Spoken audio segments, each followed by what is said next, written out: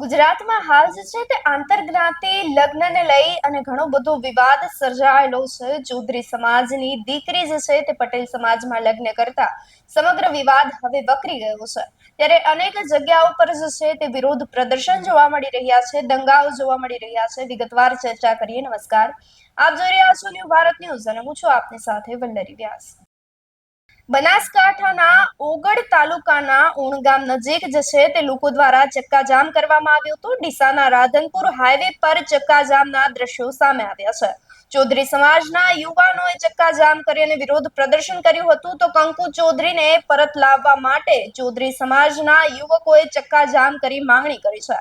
પટેલ સમાજના યુવક સાથે લગ્ન કરેલ કંકુ ચૌધરીને પરત લાવવા માટે હવે ચૌધરી સમાજ મેદાને આવ્યો છે. ત્યારે 3 કિલોમીટર લાંબી લાઈનો લાગી જતા ભારે વાહનોને હાલાકી ભોગવવાનો વારો આવ્યો હતો. સમગ્ર વિવાદની અંદર જે છે તે ચૌધરી સમાજના યુવકોના હાથની અંદર ધારદાર હથિયારોની સાથે સાથે જે છે તે લાકડી અને દંડાઓ પણ જોવા મળ્યા હતા, જેને લઈ પોલીસ દ્વારા હવે વધુ તપાસનો ધમધમાટ શરૂ કરવામાં આવ્યો છે.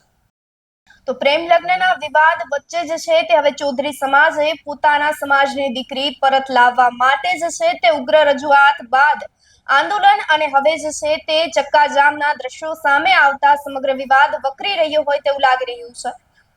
સમાચારો પર સતત અમારી નજર ટકેલી છે. આપ જોતા રહો ન્યૂ ભારત ન્યૂઝ.